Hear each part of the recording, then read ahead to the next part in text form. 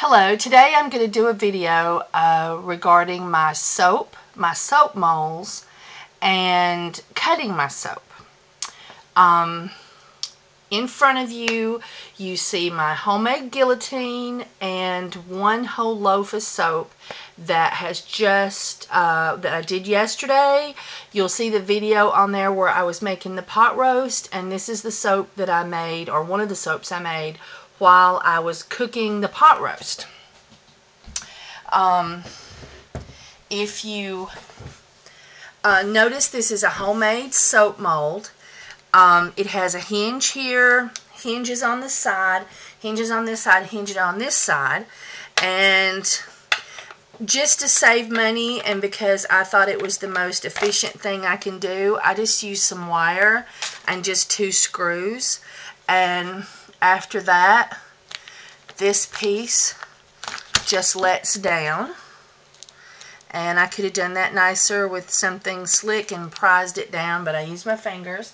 And I've got to just take off this side over here the same way.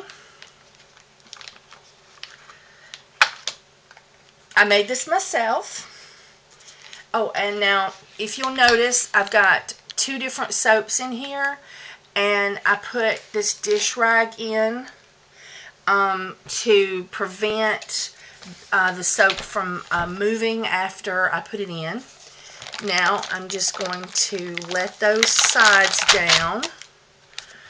I tried, failure is what occurred, but I tried using wax to coat the side of my molds that I had made, and it didn't work. So I'm still using the plastic coated freezer paper that you can find in, I think, any grocery store. And then to measure out my molds, and so that I can do, because these are like 2 foot long, I have a piece of board that fits perfectly in here that is thin. I have 2 of those. One is here, and I'll just unwrap that. Well, this one looks like it would be easier. I just wrap it in the freezer paper, and so you can see it's just a piece of wood made out of the same material. My father has a wood shop, and he planed this a little skinnier than these boards, and he knows how to do that. I didn't know how to do this part, but he did that for me. You could find a piece of plastic, a thick piece of plastic, and cut it to fit. If I was really good at cutting and all that kind of thing, but and putting all this together, I just didn't know how to use that machine.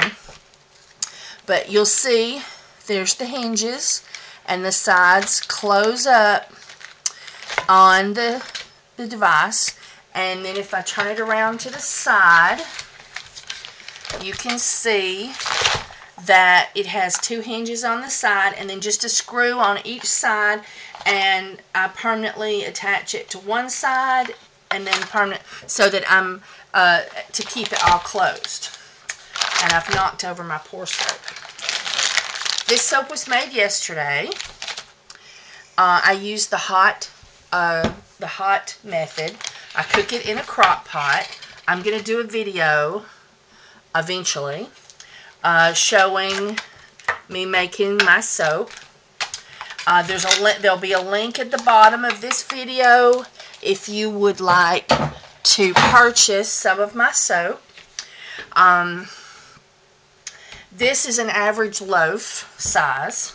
This is 1 batch, and in here is 1.5 ounces of essential oils. I use spices to make the color, and I don't use any dyes. This soap, after the oils have been mixed with the lye, and the lye has become inert, I add essential oils, organic coconut oil, olive oil, glycerin, and vitamin E oil. And of course the spices. On this one, I have another one that's a full batch of this, and I had more. 2 batches makes, 1 1/4, I guess, a loaf. This is the honey and oatmeal jasmine bee pollen. And in one batch of it, which this was a portion of a 2 batch, there is a ounce and a half of jasmine. There is 1 ounce of 100% pure vanilla extract. There is about 5 tablespoons of honey and bee pollen. And there is a cup of oats per batch. And this one here is the size of a batch. That has been finely ground, and then I sprinkle some on the top, and a lot of that comes off, but it leaves a little residue. But I don't like, I've tried oatmeal soap that had big pieces of oatmeal in it, or even chopped up pieces of oatmeal in it, and it's rough on the skin, and I don't prefer that. So I make mine very silky. When you lather, you get the benefit of the oats in there, but you never know that it's in there when it comes to feeling the oats. You just have that soft silkiness and the health that it provides for your skin. I made this guillotine as well. I did this just out